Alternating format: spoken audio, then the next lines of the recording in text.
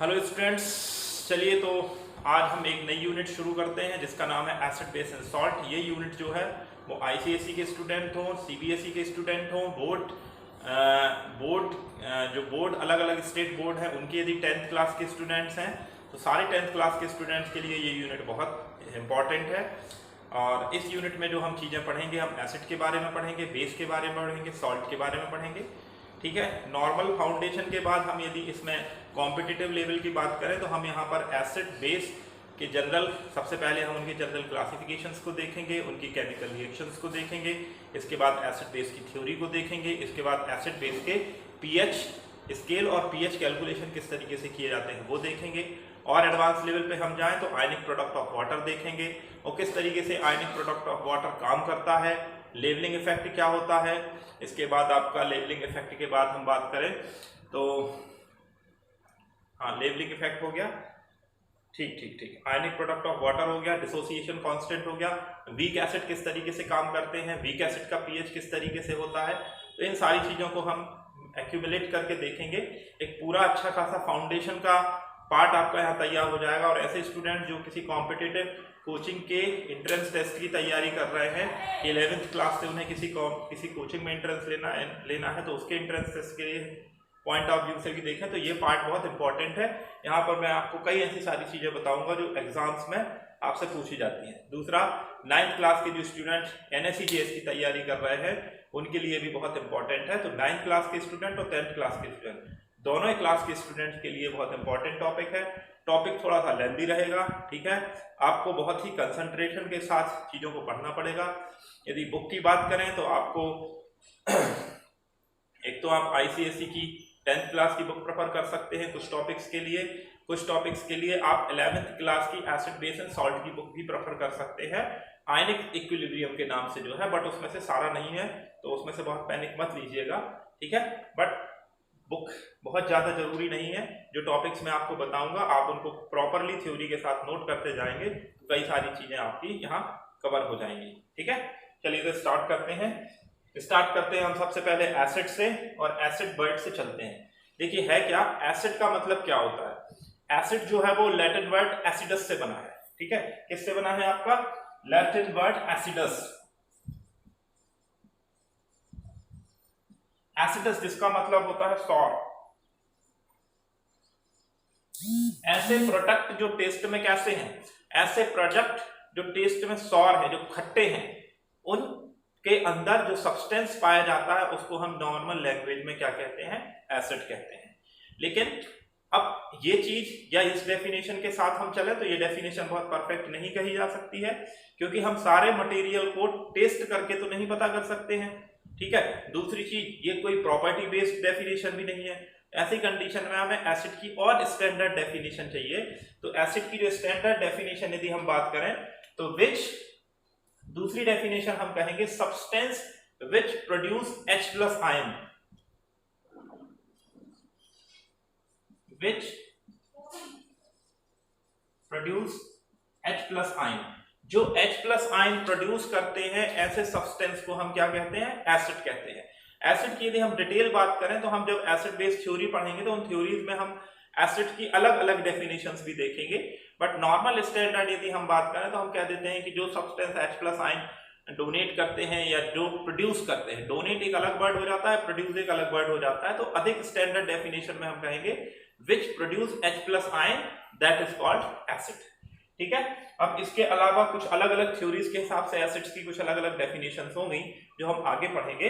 But यहां पर हम एक और चीज कहते हैं, gives red colour with litmus.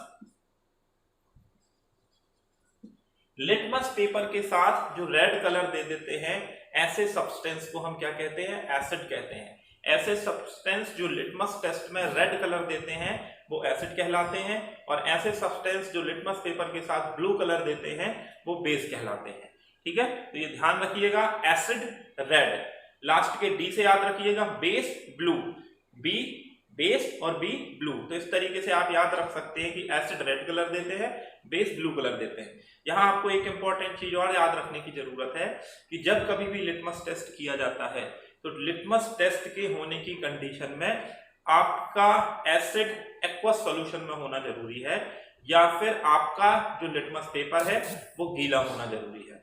कहने का मतलब ये है कि लिटमस टेस्ट केवल तभी आएगा जबकि रिएक्शन क्या हो रही हो, एक्वस सॉल्यूशन के अंदर हो रही हो। मान लीजिए आपके पास HCl गैस है और HCl गैस कैसी ड्राई कंडीशन में है, लिटमस पेपर भी ड्राई कंडीशन में है, तो ऐसी कंडीशन में आपका लिटमस टेस्ट नहीं आएगा। कार्बन डाइऑक्साइड है, यदि आप कार्बन डाइऑक्साइड को विदाउट ह्यूमिडिटी विदाउट वाटर लेंगे तो वो आपका लिटमस टेस्ट नहीं देगी। H2SO4 यदि आप हाईली कंसंट्रेटेड ले रहे हैं, उसमें वाटर सॉल्यूशन नहीं है, तो लिटमस टेस्ट आपका नहीं आएगा। ठीक है, तो लिटमस टेस्ट के लिए क्या होना जरूरी है, लिटमस टेस्ट के लिए वाटर का वहां पर प्रेजेंट होना जरूरी है। एक काम हो गया। दूसरी चीज हो गया, लिटमस पेपर आखिर होता क्या है, या जो लिटमस होता है ये क्या है। लिटमस एक तरीके का नेचुरल इंडिकेटर है। तो एक दूसरा वर्ड जुड़ गया, इंडिकेटर क्या होता है। तो इंडिकेटर ऐसे सब्सटेंस होते हैं जो अपने कलर चेंज करके या स्मेल चेंज करके, कलर चेंज करके या स्मेल चेंज करके हमें ये आइडेंटिफिकेशन देते हैं कि एसिड क्या होते हैं और बेस क्या होते हैं। इंडिकेटर्स के बारे में हम एक पूरी की पूरी क्लास डिटेल में स्टडी करेंगे, तकरीबन 30 मिनट्स की, तो वो हम आगे पढ़ेंगे। बट यहाँ पर ये जरूरी है, जो लिटमस पेपर होता है या जो लिटमस होता है ये एक तरीके का नेचुरल इंडिकेटर है। कैसा है, नेचुरल इंडिकेटर है, ये नेचर में हमको मिलता है। और लाइकेन जो होते हैं, लाइकेन प्लांट किंगडम के एक तरीके के प्रोडक्ट है जो कि फंजाई और एल्गी के मिलने से बनते हैं, जिन्हें हम लाइकेन कहते हैं। तो लाइकेन के थ्रू ही या लाइकेन से ही हम क्या करते हैं, ये लिटमस मटेरियल को एक्सट्रैक्ट करते हैं, जिसको यूज करके हम क्या बनाते हैं, लिटमस पेपर बनाते हैं। ठीक है, तो ये कई बार पूछ लिया जाता है कि जो लिटमस मिलता है वो क्या मिलता है या किस तरीके का प्रोडक्ट है। तो नेचुरल इंडिकेटर है, लाइकेन से मिलता है। ओके, चलिए, तो अब हम बात करते हैं, हमने एसिड की जनरल डेफिनेशन देख ली, जनरल एसिड के बाद में हम जान लिया, लिटमस के बारे में हमने जान लिया। अब हम अगले स्टेप पर चलते हैं, क्लासिफिकेशन।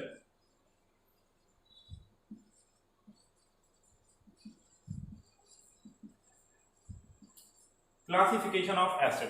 तो क्लासिफिकेशन ऑफ एसिड में हम अलग अलग उनके सोर्सेस के आधार पे, उनके फॉर्मेशन के आधार पे, उनमें पाई जाने वाली एलिमेंट्स के आधार पे अलग अलग तरीके से हम उनको एसिड को क्लासिफाई करेंगे।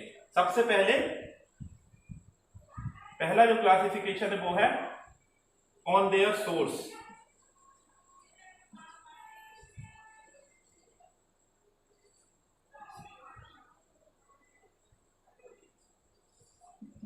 ऑन देयर सोर्सेस, सोर्सेस के आधार पर एसिड जो होते हैं वो आपके दो तरीके के होते हैं। एक तो जिन्हें हम कहते हैं ऑर्गेनिक एसिड और एक जिन्हें हम कहते हैं इनऑर्गेनिक एसिड। ठीक है, एक जिन्हें हम कहते हैं ऑर्गेनिक एसिड और दूसरे जिन्हें हम क्या कहते हैं, इनऑर्गेनिक एसिड। ऑर्गेनिक एसिड का मतलब हो गया जो लिविंग ऑर्गन्स, ठीक है, या लिविंग ऑर्गेनिजम्स से जो हमें मिलते हैं, जो प्लांट बॉडीज से मिलेंगे, जो एनिमल बॉडीज से मिलेंगे, जो प्लांट में मिलेंगे, जो एनिमल के अंदर मिलेंगे, ऐसे एसिड्स को हम क्या कहते हैं, ऑर्गेनिक एसिड्स कहते हैं। तो जितने भी सिट्रस फ्रूट्स होते हैं उनके अंदर एसिड पाए जाते हैं, ठीक है, वो ऑर्गेनिक एसिड हो जाएंगे। जितने भी ऐसे इंसेक्ट होते हैं जिनके काटने से हमें जलन होती है, उनके उस डंक में, ठीक है, जो पाए जा रहे हैं वो आपके क्या पाए जाएंगे, वो आपके एसिड ही पाए जाएंगे।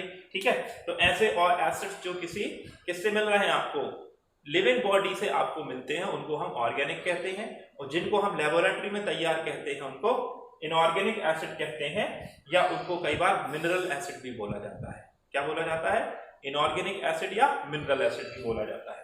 अच्छा, ऑर्गेनिक एसिड में आपको कुछ सोर्सेस के बारे में आपको मैं बता देता हूं। आप नॉर्मली, मैं इसको बोर्ड पे नहीं लिख रहा हूं, मैं आपको नॉर्मली बता देता हूं, आप चाहें तो नोट कर लीजिएगा। सबसे पहले ऑर्गेनिक एसिड में हम बात करें माइक्रो ऑर्गेनिजम्स। माइक्रो ऑर्गेनिजम्स मतलब जो बैक्टीरिया वगैरह होते हैं। बैक्टीरिया क्या करते हैं, जिस एसिड को रिलीज करते हैं उस एसिड को हम बोलते हैं एसिटिक एसिड।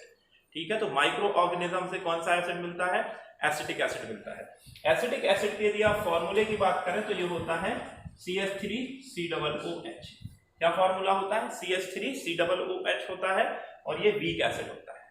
अब स्ट्रॉन्ग वीक क्या होता है इसका डिस्कशन हम आगे पढ़ेंगे, बट एक चीज आप यहां लिख लीजिए कि जितने भी ऑर्गेनिक एसिड होते हैं वो मैक्सिमम वीक एसिड होते हैं, और जितने भी इनऑर्गेनिक एसिड होते हैं उसमें वीक और स्ट्रॉन्ग दोनों कैटेगरी होती है।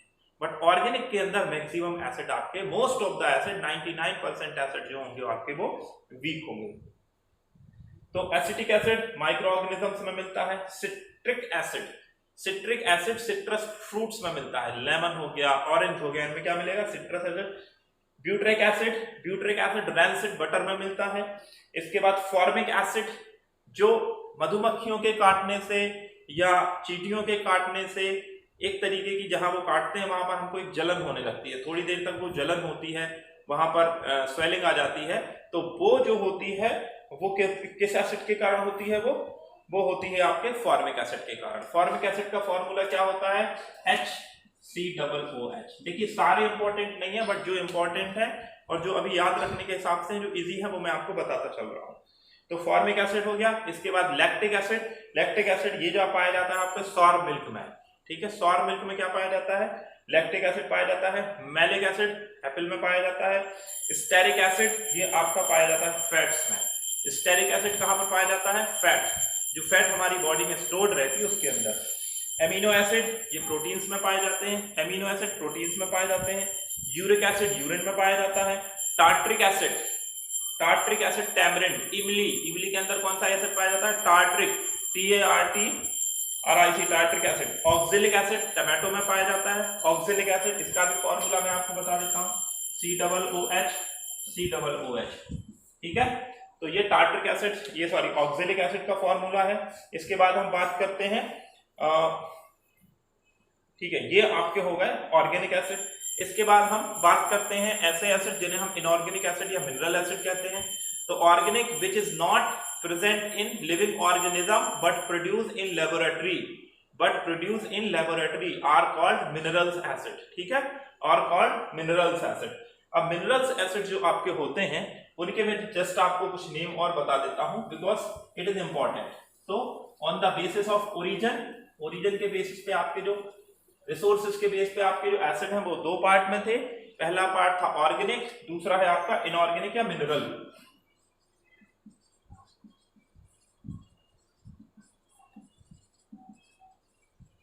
मिनरल्स एसिड, इनऑर्गेनिक या मिनरल्स एसिड की हम बात करें तो जैसे H2SO4, sulphuric acid, H2SO3, sulphurous, ये है क्या? एक, और ये क्या है? अस। ये है सल्फ्यूरिक एसिड और ये है सल्फ्यूरस एसिड। इसी तरीके से HNO3, HNO2, ये है एक नाइट्रिक, ये है नाइट्रस, ठीक है। तो ये आपको ध्यान रखना है, अधिक वाला एक होता है, कम वाला अस होता है, और एक वाले से और अधिक वाला क्या होता है? पर और एक, जैसे सल्फ्यूरिक एसिड, सल्फ्यूरस एसिड और पर सल्फ्यूरिक एसिड, ठीक है। तो इस तरीके से नेमिंग मैं आपको बाद में बताऊंगा, ठीक है। तो ये इस तरीके से ये हो गया। इसी तरीके से H3PO4, S3PO3, S3PO2, ठीक है। तो ये हो गया आपका फास्फोरिक एसिड, ये हो गया आपको फास्फोरस एसिड और ये हो गया आपका हाइपोफास्फोरस एसिड, ठीक है। और यदि इससे ऊपर कोई बनता तो इससे ऊपर जो बनता उसको हम क्या बोलते? उसको हम बोलते पर सल्फ्यूरिक एसिड। बट ये मैंने एक और वीडियो बनाया है केमिकल रिएक्शन इन इक्वेशन का, उसमें ये बताया हुआ है, बट मैं यहाँ पर भी मैं आपको जब आगे चलेंगे तो मैं आपको डिफाइन कर दूंगा, ठीक है। तो ये आपका एक एसिड है, ये आपका अस एसिड है और ये आपका हाइपो अस एसिड है, ओके। ये बात हो गई। इस तरीके से और आगे चले हम, H2CO3 कार्बोनिक एसिड। यहां पर एक इंपॉर्टेंट बात मैं आपको बताना चाह रहा हूं कि most of the organic acid में कार्बन पाया जाता है। केवल ये एक ऐसा एसिड है जिसमें कार्बन आपका प्रेजेंट है, फिर भी ये कैसे क्या है? इनऑर्गेनिक एसिड है। Most of the organic acid में कार्बन पाया जाता है। H2CO3 एक ऐसा एसिड है जो कि कार्बन भी है, फिर भी ये क्या है? इनऑर्गेनिक एसिड है, ठीक है। इसके बाद यदि हम बात करें तो HCl हो गया, HBr हो गया, HF हो गया, hydrochloric acid, hydrobromic acid, hydrofluoric acid, ठीक है। HClO3 हो गया, HClO4 हो गया, HClO2 हो गया, ठीक है। इसको हम बोलते हैं क्लोरिक एसिड, इसको हम बोलते हैं परक्लोरिक एसिड, और इसको हम बोलते हैं क्लोरस एसिड, और इसको हम बोलेंगे HClO हाइपोक्लोरस एसिड। ये एक सबसे अच्छा केस है जहां पर चारों कंडीशन आ जाती है। HClO3 ये क्या है? एक एसिड है, तो ये एक एसिड है, एक से ज्यादा ऑक्सीजन हुआ तो हो जाएगा परक्लोरिक। तो ये क्लोरिक एसिड, ये परक्लोरिक एसिड, ये कम वाला है तो क्लोरस एसिड, और ये और कम वाला है तो ये हाइपोक्लोरस एसिड। बेसिकली ये जो चलता है ये चलता है ऑक्सीडेशन नंबर से, बट ऑक्सीडेशन नंबर जब आपको पता नहीं रहता है तो हम ऑक्सीजन के जो नंबर ऑफ ऑक्सीजन जुड़ी हुई है उस आधार पर भी याद कर लेते हैं, ठीक है। तो ये आपका एक एसिड, ये आपका हो गया परक्लोरिक, ये है आपका क्लोरिक एसिड, ये परक्लोरिक एसिड, ये क्लोरस एसिड और ये हाइपोक्लोरस एसिड। ये चार नाम आप यहां पर इसके नोट कर लीजिएगा, ठीक है। Chloric acid, perchloric acid, chlorous acid और हाइपोक्लोरस एसिड, ठीक है। अच्छा, एसिड जब रिएक्ट करता है बेस के साथ तो क्या बनाता है? सॉल्ट बनाता है, और सॉल्ट के नेम में भी उसी तरीके से एक पैटर्न होता है जो मैं आने वाली क्लासेस में आपको पढ़ाऊंगा, ठीक है। इसके बाद यदि मैं बात करूं H3BO3, इसको हम बोलते हैं बोरिक एसिड। देखिए जिन एसिड को मैं आप यहाँ पर लिखा रहा हूं ये कुछ इंपॉर्टेंट केस ही है, इसीलिए मैं इनकी बात कर रहा हूं। इसको हम क्या कहते हैं? बोरिक एसिड कहते हैं। तो ये आपके इस तरीके से क्या हो गए हैं? इनऑर्गेनिक एसिड है, और इनऑर्गेनिक एसिड दोनों तरीके के होते हैं, ये स्ट्रॉन्ग भी हो सकते हैं और वीक भी हो सकते हैं, और ये स्ट्रॉन्ग वीकनेस क्या होती है ये हम आगे के वीडियोस में देखेंगे। चलिए, तो ये हो गई हमारी पहले टाइप का क्लासिफिकेशन जिसमें हमने देखा है ऑर्गेनिक एसिड और मिनरल एसिड या इनऑर्गेनिक एसिड। अच्छा, एक चीज और मैं जाते जाते यहां बताना चाहूंगा कि HCl हमारे स्टमक के अंदर बनता है, और HCl ये स्ट्रॉन्ग होता है। कैसा होता है? स्ट्रॉन्ग एसिड है, ये हमारे स्टमक के अंदर, पेट के अंदर बनता है, लेकिन इसको हम ऑर्गेनिक एसिड नहीं कहेंगे, ये ध्यान रखिएगा। HCl हमारे स्टमक के अंदर हमारे डाइजेशन सिस्टम को पूरा करने के लिए, डाइजेशन के मेथड को पूरा करने के लिए अंदर बनता है, बट हम इसको ऑर्गेनिक एसिड नहीं बोलते हैं, ये आप ध्यान रखिएगा। अब क्यों नहीं बोलते हैं? तो ऑर्गेनिक एसिड मतलब एक तरीके से एक्सट्रैक्ट नहीं है, दूसरा ये ऐसी कैटेगरी जो हमारे ऑर्गेनिक को फॉलो करती है उसमें कंप्लीटली नहीं बैठ रहा है, इसको हम इनऑर्गेनिक एसिड की कैटेगरी में ही रखते हैं। चलिए, इसके बाद हम आगे चलें तो सेकंड क्लासिफिकेशन है जिसमें हम ले सकते हैं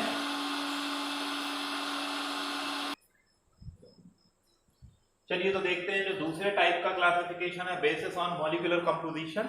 जो आपका एसिड का फॉर्मूला है उस फॉर्मूले के बेस पर उस एसिड के अंदर कौन कौन सी एलिमेंट्स पाई जाती हैं उसके बेस पर हम एसिड को दो भागों में क्लासिफाई करते हैं, oxy acid and hydra acid, ठीक है। तो ऑक्सी एसिड और हाइड्रा एसिड में क्या डिफरेंस होता है इसको समझने से पहले हम कुछ चीजों को और देखते हैं। देखिए, एसिड जो भी बनते हैं, जो बेस होते हैं, बेस जो बनाते हैं, बेस के यदि हम ऑक्साइड लें या बेस के हाइड्रोक्साइड लें, तो बेस के जो ऑक्साइड होते हैं वो बेसिक नेचर के होते हैं, और जब हम उनको वाटर में डिसॉल्व कर देते हैं या वाटर में ना भी डिसॉल्व करें तो बेस के ऑक्साइड या बेस के हाइड्रोक्साइड जो होते हैं वो क्या बनाते हैं? बेस के ऑक्साइड जो मेटल्स होती हैं, मेटल्स के जो ऑक्साइड होते हैं वो बेसिक नेचर के होते हैं, और मेटल्स के जो हाइड्रोक्साइड होते हैं वो बेस होते हैं। उसी तरीके से जो नॉन मेटल्स होती हैं, नॉन मेटल्स के जो ऑक्साइड होते हैं वो एसिडिक नेचर के होते हैं, ठीक है। और उनके जो हम कहें कि जब उन ऑक्साइड को हम वाटर के साथ डिसॉल्व कर देते हैं तो वो जो सब्सटेंस बनाते हैं उसको हम क्या बोलते हैं? उनको हम एसिड बोलते हैं, ठीक है।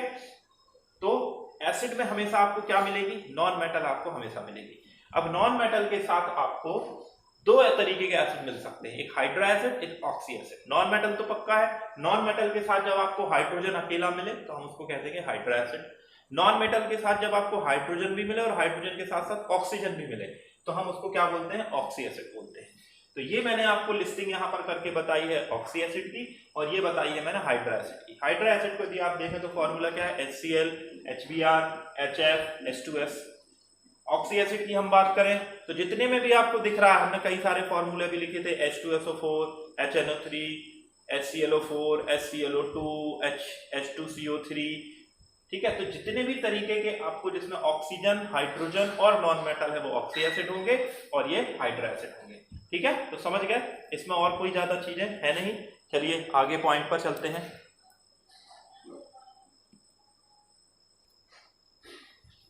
चलिए तो अगले तरीके का classification on the basis of basicity. ठीक है, अगले तरीका का जो क्लासिफिकेशन है वो हमको पढ़ना है on the basis of basicity. अब एक यहाँ मैं बहुत इंपॉर्टेंट बात आपसे यहाँ डिस्कस कर रहा हूँ। देखिए हम एसिड को, एसिड कैसे होते हैं, एसिड होते हैं एसिडिक नेचर के, ध्यान से सुनिएगा, एसिड होते हैं एसिडिक नेचर के।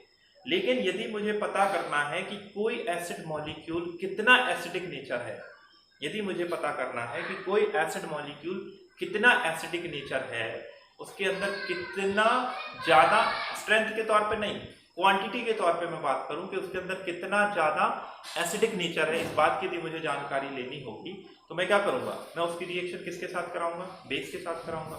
जब एसिड क्या होगा, बेस से रिएक्ट करेगा, तभी पता चल पाएगा कि उसके अंदर बेस को न्यूट्रलाइज करने वाले मॉलिक्यूल कितने हैं। ठीक है, तो जब हम किसी एसिड की क्वांटिटी यानी नंबर के तौर पर यह पता करना चाहें कि वो कितना अधिक एसिडिक नेचर का है on the basis of number, not on the basis of strength, ध्यान रखिएगा। तो ऐसी कंडीशन में एसिड की स्ट्रेंथ उसकी बेसिसिटी से पता चलती है और बेस की हम क्या देखते हैं, एसिडिटी देखते हैं। ठीक है, एसिड एसिडिक नेचर के होते हैं, बेस बेसिक नेचर के होते हैं। लेकिन उस नेचर को जब हम क्वांटिटेटिव फॉर्म में, नंबर के फॉर्म में पता करना चाहें कि एक एसिड मॉलिक्यूल कितने बेस मॉलिक्यूल को न्यूट्रलाइज करेगा या एक बेस मॉलिक्यूल कितने एसिड मॉलिक्यूल को न्यूट्रलाइज करेगा, तो ऐसी कंडीशन में हम उसको क्या बोलते हैं, एसिड की बेसिसिटी होती है और बेस की एसिडिटी होती है। ठीक है, तो अब इसकी डेफिनेशन क्या होगी बेसिसिटी की, number of H+ ion given by one acid molecule, किसी एक एसिड मॉलिक्यूल के थ्रू जितने H+ आयन दिए जाते हैं, किसी एक एसिड मॉलिक्यूल के थ्रू जितने H+ आयन दिए जाते हैं वो कहलाती है उसकी बेसिसिटी। ठीक है, अब जो कि किसी एसिड का एक मॉलिक्यूल यदि केवल H+ दे रहा है तो उसको हम क्या बोलेंगे, मोनोबेसिक।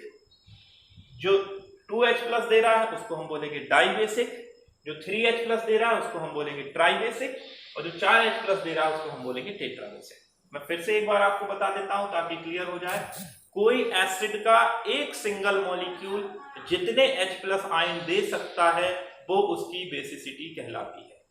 या दूसरी कई बुक्स में दूसरी डेफिनेशन दी जाती है कि एक एसिड मॉलिक्यूल जितने NaOH बेस मॉलिक्यूल को न्यूट्रलाइज कर सकता है वो उसकी बेसिसिटी कहलाती है। ये थोड़ा सा मैं आप जब आगे पढ़ेंगे केमिकल रिएक्शन न्यूट्रलाइजेशन के समय मैं आपको ये समझाऊंगा। अभी आप इस वाली डेफिनेशन से चलिए कि जितने नंबर ऑफ H+ आयन एक एसिड मॉलिक्यूल देता है वो उसकी बेसिसिटी कहलाती है। तो इस तरीके से हमारे 4 तरीके के हमको एसिड मिलेंगे, मोनोबेसिक, डाइबेसिक, ट्राइबेसिक और टेट्राबेसिक। मोनोबेसिक जो 1 H+ दे रहा है, डाइबेसिक जो 2 H+ दे रहे हैं, ट्राइबेसिक जो 3 H+ दे रहे हैं और टेट्राबेसिक जो 4 H+ दे रहे हैं। इनके एग्जाम्पल्स की हम बात करें, कुछ एग्जाम्पल्स की बात करें, जैसे HNO3, ठीक है, मोनोबेसिक। देखिए एक हाइड्रोजन आपको दिख रहा है और वही हाइड्रोजन रिलीज होता है। CH3COOH, देखने को तो इसमें कितने हैं, 4 हाइड्रोजन हैं, लेकिन बेसिकली ये जो लास्ट में जो हाइड्रोजन आपको दिख रहा है सिंगल वाला, केवल यही हाइड्रोजन बस इसमें से क्या होता है, H+ के फॉर्म में रिलीज होता है। ये वाले हाइड्रोजन जो कार्बन के साथ जुड़े हुए दिख रहे हैं ये रिलीज नहीं होते हैं। तो दिखने में इसके अंदर 4 हाइड्रोजन है बट केवल एक ही रिलीज होता है, इसलिए एसिटिक एसिड CH3COOH कैसा होता है, मोनोबेसिक होता है। HCl आपका मोनोबेसिक होता है, HBr मोनोबेसिक होता है, HI मोनोबेसिक होता है। H3PO3 दिखने में आपको क्या दिख रहे हैं, दिखने में आपको इसके अंदर 3 हाइड्रोजन दिख रहे हैं, बट वास्तव में क्या होता है, मोनोबेसिक एसिड होता है। कैसे होता है आगे जब हम इसका स्ट्रक्चर पढ़ेंगे वहां आपको जानकारी मिलेगी, बस ध्यान रखिएगा डायरेक्ट क्वेश्चन पूछ लिया जाता है कई बार कि ये मोनोबेसिक होता है, क्यों होता है। ठीक है, आगे देखेंगे। डाइबेसिक की बात करें, H2SO4 2 हाइड्रोजन दिख रहे हैं, ठीक है, ये दोनों हाइड्रोजन बाहर निकल जाते हैं। H2CO3 2 हाइड्रोजन दिख रहे हैं, दोनों हाइड्रोजन बाहर निकल जाते हैं। H2SO3 2 हाइड्रोजन, COOH का ज्वाइंट मॉलिक्यूल होता है। ऑक्सिलिक एसिड मैंने आपको पहले भी इसका स्ट्रक्चर फॉर्मूला बताया था। COOH और COOH दोनों आपस में बॉन्ड से जुड़े रहते हैं, तो ये दोनों हाइड्रोजन इसके बाहर निकल जाते हैं, तो डाइबेसिक होता है। H2S हाइड्रा एसिड है, डाइबेसिक है। H3PO3 फिर से एक बार इंपॉर्टेंट, H3PO3 देखने में कितने हाइड्रोजन है, 3 हाइड्रोजन है, बट कितना होता है, डाइबेसिक होता है। कितना होता है, डाइबेसिक होता है। इसी के साथ एक और आप यहां लिख लीजिए H3PO2, ये जो होता है, दिख रहे हैं कितने हाइड्रोजन, 3, बट होता कितना है, मोनोबेसिक होता है। तो H3PO2 मोनोबेसिक होता है, H3PO3 डाइबेसिक होता है, और H3PO4 जो होता है ये ट्राइबेसिक होता है, और टेट्राबेसिक में होता है H4SiO4। ठीक है, तो इस तरीके से ये हमने on the basis of their basicity के आधार पे मैंने आपको एक लिस्ट बता दी, on the basis of their basicity. चलिए थोड़ा सा हम आपको इसके बारे में थोड़ा सा और हम डिस्कस कर लेते हैं। जैसे मैं यहां पर एक रिएक्शन लिख रहा हूं,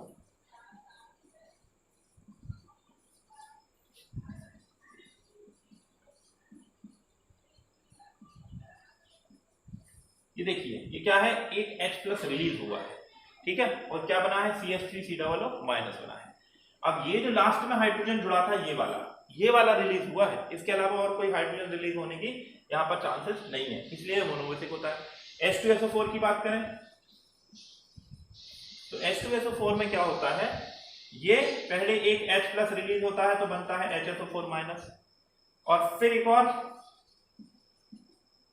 एक और H+ रिलीज होता है तो बनता है SO4-। ठीक है, तो इस तरीके से इसमें से कितने हाइड्रोजन रिलीज हो सकते हैं, 2 हाइड्रोजन रिलीज हो सकते हैं, इसमें से 1 हाइड्रोजन रिलीज होता है। इस तरीके से डाइबेसिक मोनोबेसिक हम डिफाइन कराते हैं। चलिए, तो ये हमने यहां पर बात कर ली on the basis of basicity. अब हम बात करते हैं अगली on the basis of strength.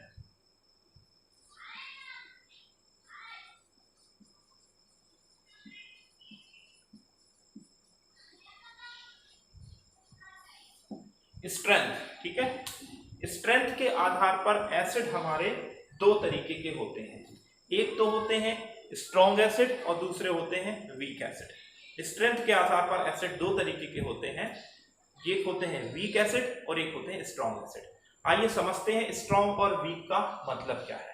ठीक है, तो देखो नॉर्मली तौर पर बुक्स में जो डिफाइन करती हैं बुक्स, वो कहती हैं which gives more number of H+ ion, which gives more number of H+ ion is called strong, और which gives less number of H+ ion is called weak।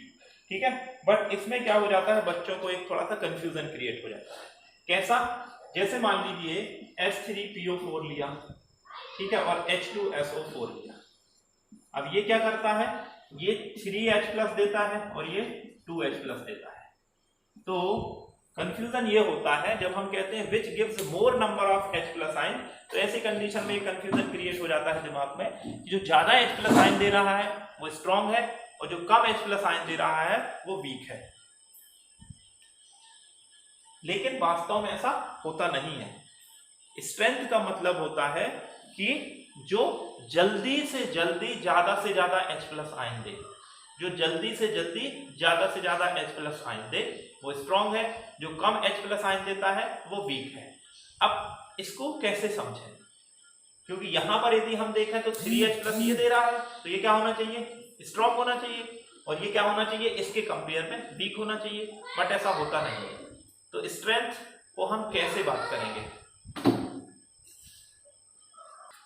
ठीक है, तो स्ट्रेंथ के आधार पर हम अब स्ट्रेंथ की कैसे बात करेंगे। तो स्ट्रेंथ की बात करने के लिए हमारा तरीका दूसरा है।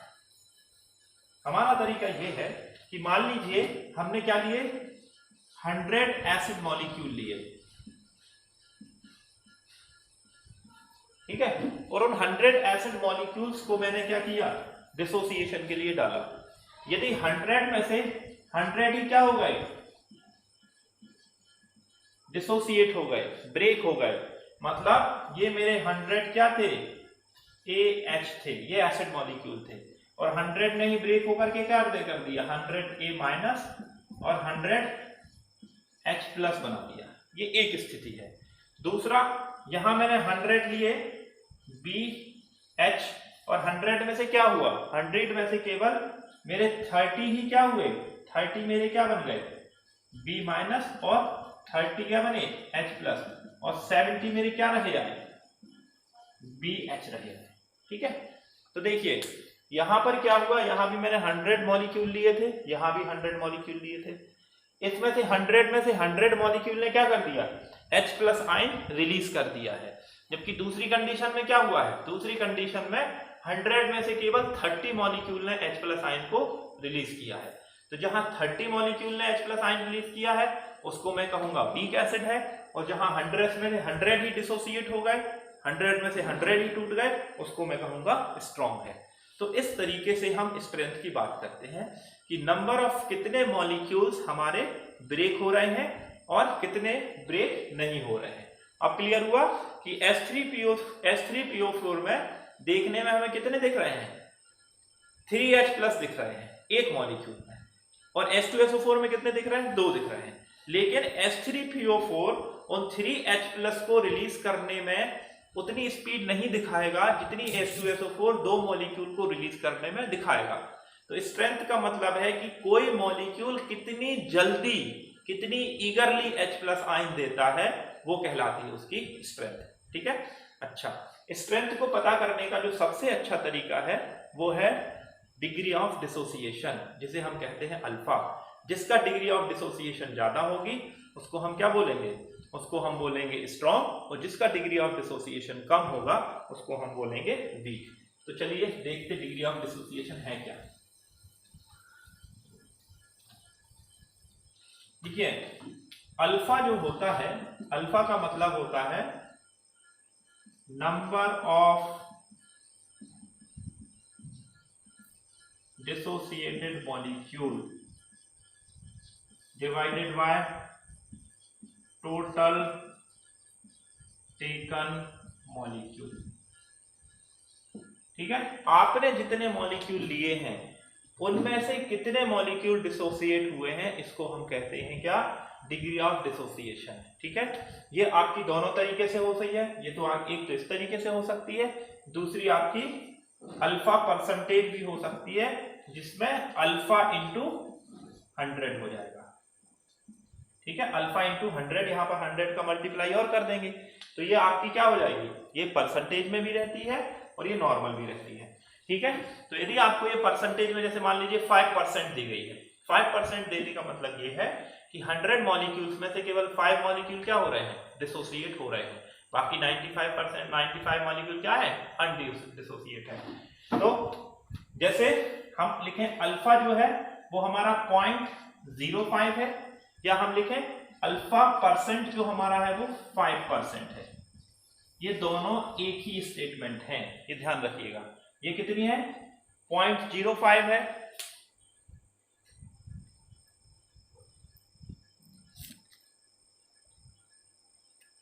ठीक है, ये कितना है 0.05 अल्फा है, और ये कितना है 5% है।